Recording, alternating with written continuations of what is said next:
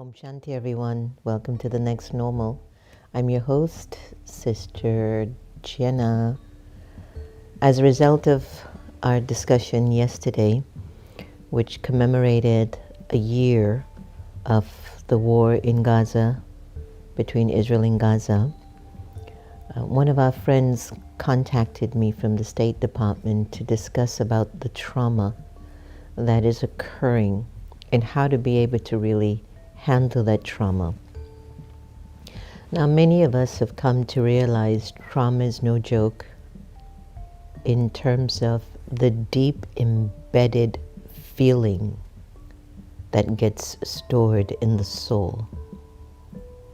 And every one of us have accepted that trauma was an uncomfortable experience for us. In the teachings of Raj Yoga meditation by the Brahma Kumaris, there is a few aspects of the philosophy that really liberates you from the attachment to your past trauma. I just want to mention them as we dive deeper into this conversation today. One is, trauma is fixed. 2, every soul is an actor, and they've simply descended here on earth to play out their part. 3, nothing new. And on so many occasions when I have used those 3 aspects regarding or connecting to things that were unpleasant for me, something in my emotion code, something in the soul feels liberated. And it's not that I'm dismissing whatever horror I'm feeling or the memory strikes up again and I feel like I'm almost going back to the same moment that I was traumatized. But when I accept this trauma is fixed. 2, each soul has come here to play out their part. 3, nothing new. And I just want to offer that to you. I just want you to think about that, okay? Just hold it a little bit in your consciousness. The drama is fixed.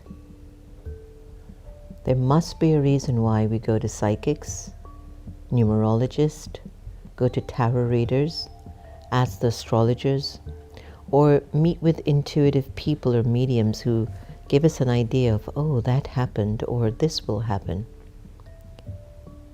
There must be a reason why we do life regression, and it highlights an emotion that is stored in the subconscious, which we call in Raj Yoga, in the sanskaras. Something that we have endured or felt good and not so good, but it's stored, it's recorded there. And I want to try to see if I can give you a visual to figure out what I'm trying to tell you. Imagine you have a closet, and the closet houses some of your new clothes, some of your old stuff, private papers, things that you want to throw away, but you're still going to keep it anyway, sentimental memories. And without you really paying attention, you keep putting things in the closet. It's just your go-to place until you take some time to address it, until you find your spring cleaning season to clean out the closet. But you know, it never comes around until after a few years. The subconscious, the sanskars, it's like your closet. So much gets stored there. And it's with the intent that at some point I will address it. But for some reason I just don't get to it in time. Each time the soul is traveling, it's taking birth and rebirth, carrying different things that it's putting in the closet. Different emotions, experiences, victories, defeat. It's getting stored in the closet that I'm supposed to clean up at some point in time. And after a while, it becomes quite overwhelming. There's no place left for me to really stuff anything in the closet, even though I try. And in the teachings of Raj Yoga meditation, we open up the closet with the courage that nothing that I have been through in my past has power over me. And we start to unravel one bit at a time through meditation and yoga, through community, by being connected with like-minded souls, by having an intimate link between the soul and God, and through spiritual wisdom, such as the Next Normal, where every day I'm getting insights into who I am, what I am, how I am, and how to be able to navigate my life at this time. Every day I feed this, it supports me. So the teachings of Raj Yoga tells you, go in. Nothing you've been through can have any power over you. Think about it. Nothing in that closet has power over you. It's just memories. But what makes the trauma so active is because as a soul, inside of the soul, there is a mechanism where attachment breathes. If the soul keeps traveling and taking birth and rebirth, it starts to become more attracted, attached, and addicted to the human conditioning of its affairs. And say, for example, you've had a long-term abuse by a parent. And as you grow older and you're stronger now, you find that you have issues with authority. And you don't do well with authority figures because somewhere deep in the closet, in the subconscious, in the sanskara, is this memory of being abused by an authority figure. And it was for a long period of time. And so everywhere you go as an adult and you bump into an authority, you will either challenge them by not following their way. You will have a lot of issues with authority figures. Or for some reason, when you're in front of authorities, you can't speak up. You become mute, almost numb.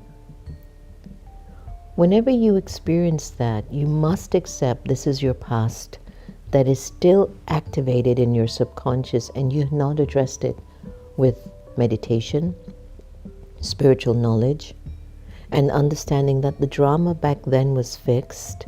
Each soul had to come and play out their part. I don't like it. I didn't like it. And that is nothing new. And then you come back to the present moment, and between you and God, you see your way through and you speak truth to what you're going through. I'm not there anymore. It hurt. Because of the recording, my life went in a particular direction. Trauma comes in a variety of ways. I believe from the moment I exit the womb of my mother, it was traumatic. I have to live again. I didn't get rid of all my attachments in a previous birth. My understanding and experience is once you have experienced complete love and you have become an embodiment of love, the kind of love that's divine, godly, that's unlimited, you will have no reason to come back here. Because if you look down here in the world level, people don't know what unconditional love feels like, even though they keep asking for it. There's one trauma or the other that keeps blocking them, holding them, attaching them from really moving forward. And there's a reason why we're not completely happy. The traumas of the past are still activated. And I'm not addressing it with Baba's love and Baba's knowledge of His wisdom. So the closet stays packed. There's a saying, remember, and please, this is no offense to any genre or group, but you would hear people have said, I've come out of the closet. I've come out of the closet. I will love who I want to love. I will be that I want to be. I can't stay in this deception or illusion anymore. Trauma is similar to that. That there are things that you're holding on to that you want to come out from. It could be a freak accident.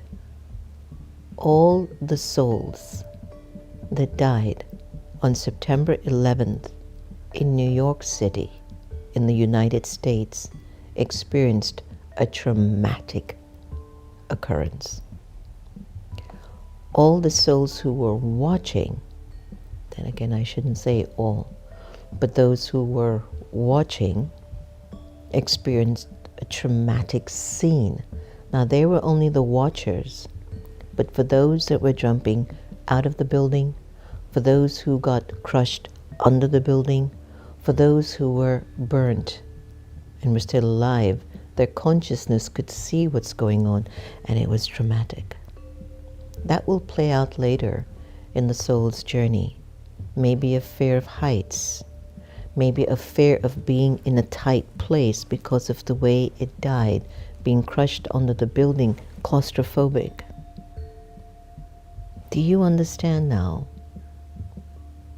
We're all going through various unraveling of our journeys, and no one's past has been free of any form of trauma. I've met many young children who have become addicted on drugs, whether it's smoking marijuana or doing these pills, fentanyl or cocaine or alcohol. And that's all a sign of a deep-rooted trauma that the soul is trying to escape from. And where we might call it just an addiction and bad company, or marijuana now is too easily accessible to everyone, there's a deeper cause to why the soul feels a comfort in adding to its pain, even though it's feeling pain-free. Smoking marijuana, doing drugs, drinking until it numbs whatever that discomfort that's coming up at a soul level. So visualize it. I'm not going to feel a desire to use drugs to numb my life if something wasn't happening up there. So why life regression tends to help to unravel it, for some reason it helps the individual to find some aspect of details as to why we feel the way it feels, and all of that is still ego. Because people can actually tell you the reason why you're doing this or you're going through this is because you were in that situation. Sometimes you can see souls. There's a friend of mine that I know, beautiful spirit.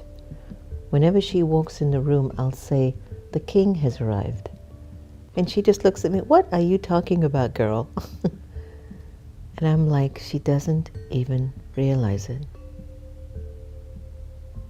You can see even some of the deep innate qualities of the soul that is still of the past. It might not have been traumatizing that she was a king, but it's such a strong fragrance in her presence. And she is a woman now, but she's a king in her stature. Trauma is the same thing.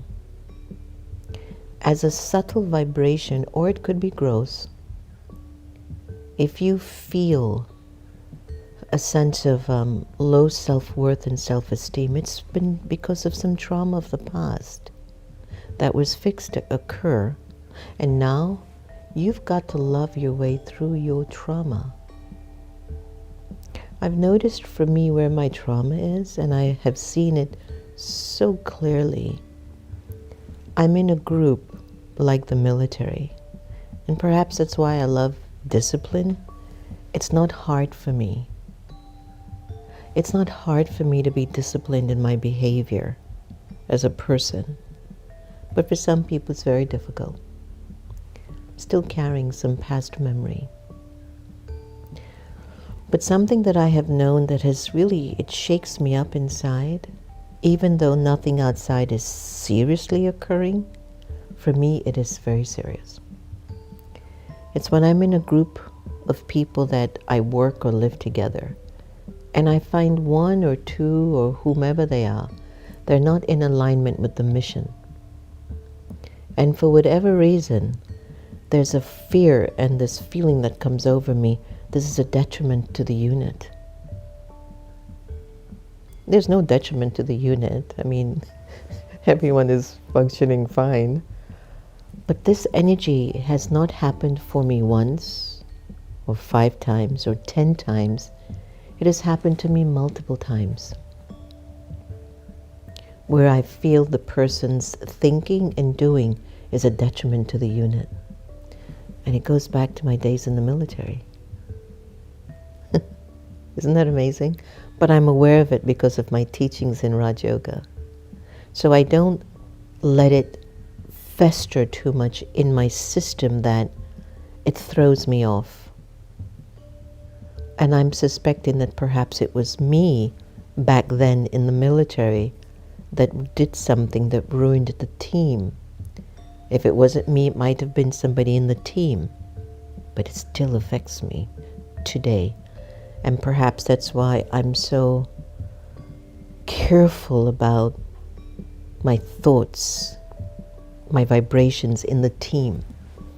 More than anything else, my thoughts, that they stay good, neutral. And so you have your own Achilles heel, that part that really shakes you up, despite your knowing. It's from the past. It's from the past. And we have to find a way to unravel these emotions when they come up.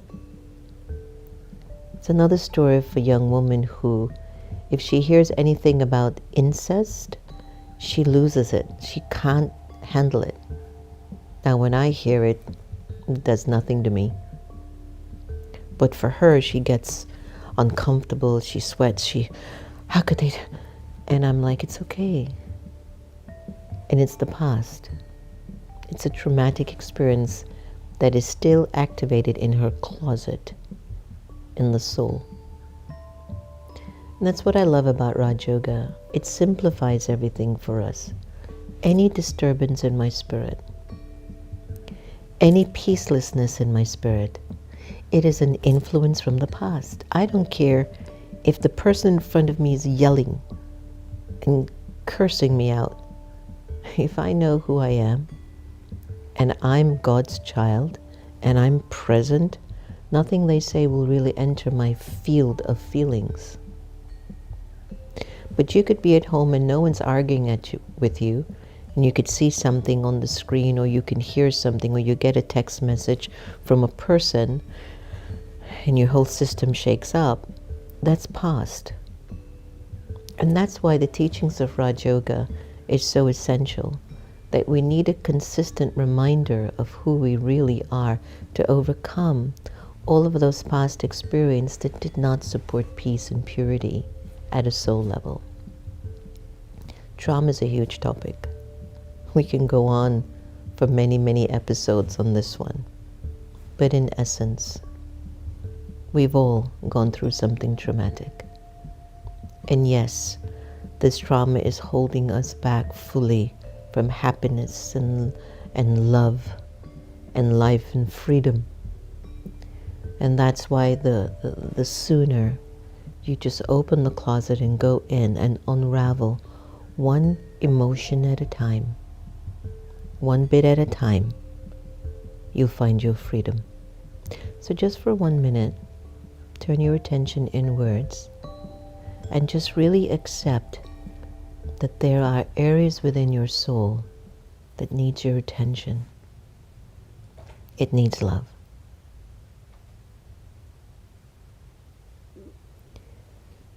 And let that love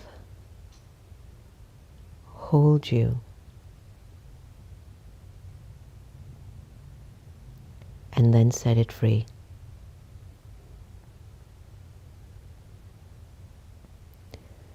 Sometimes the only thing that any disturbance within requires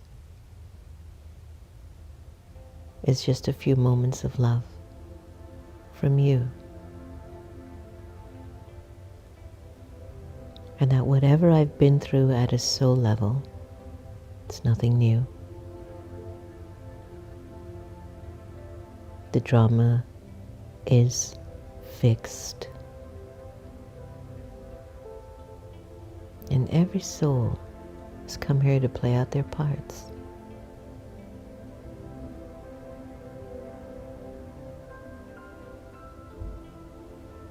So love your past and set it free. Become present.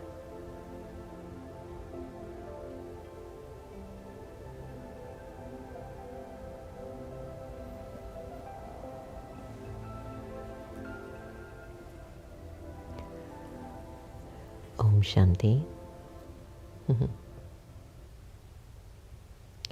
Let's take a look at awakened intelligence and their sharing about trauma today.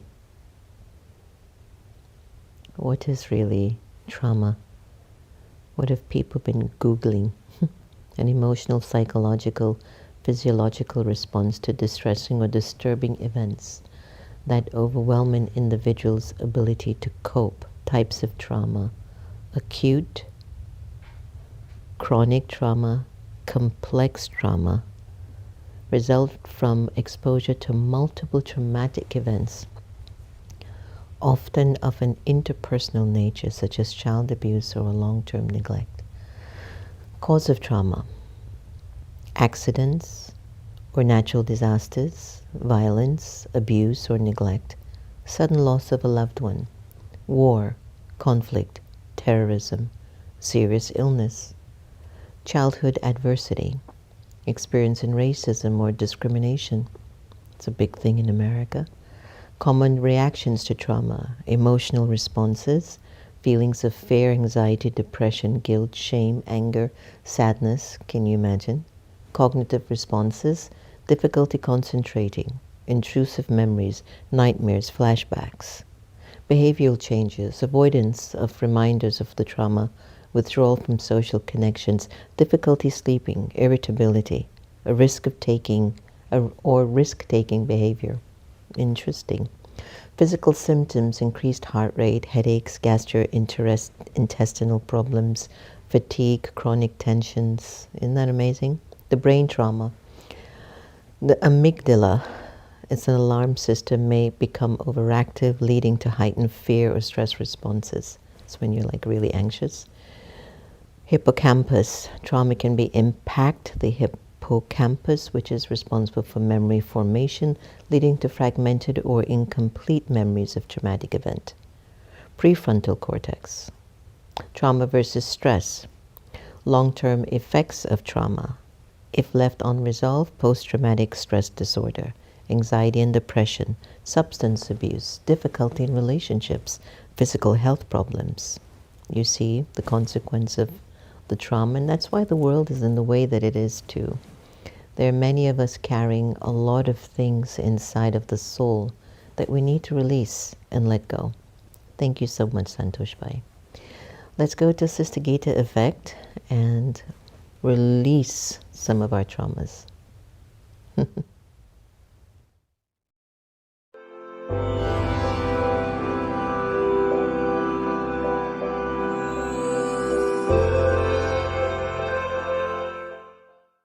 I am extracting this reading from the book Feeling Great by Daddy Yankee, and I'm being reminded that there are 4 ways we forget how to feel great. One of them is forgetfulness, one is illusion, the next is busyness, and the next is disconnection to the source. Whatever part I'm playing, whatever is going on with me at the moment, accept it, and it opened up a light, came up in me. So one of the ways to get back, there are 5 ways. I'm going to read the idea of recognize that you have a recurring upheaval or problem. Admit to the self that something in you keeps coming back, irrespective of the person or situation that triggers the reaction. For example, you might feel unappreciated, misused, disregarded, unable to find cooperative person. You might have economic problems or feel rejected or resentful. This is not about projecting blame onto others or situations. Recognize. It is about recognizing that everything good or bad begins with the self. This brings a great liberation because you know that you have all the inner resources to solve anything that has its roots in yourself. Although you can seek cooperation from others, ultimately you have to do what needs to be done yourself. Acknowledge that the source of pain requires a change in your attitudes, thoughts, and perception. When you take this responsibility, you will stop feeling guilty, and instead, you will feel free to choose where you want to go and what direction your life will move in. Honesty with the self never makes you feel guilty. Instead, it makes you feel great because at last you have the courage to face yourself, and you have the faith that by practicing positive thoughts, your world will change for the better. Please recognize. Thank you. Have a feeling great day.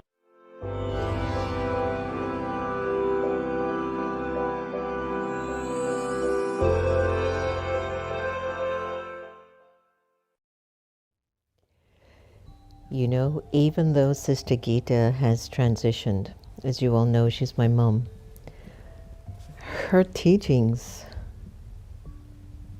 still so valid. And so many of the discussions that I have, and we're not pre-planning what session she's going to give when I come up here to be with you. She just comes out.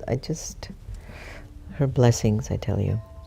Avyak signal for today.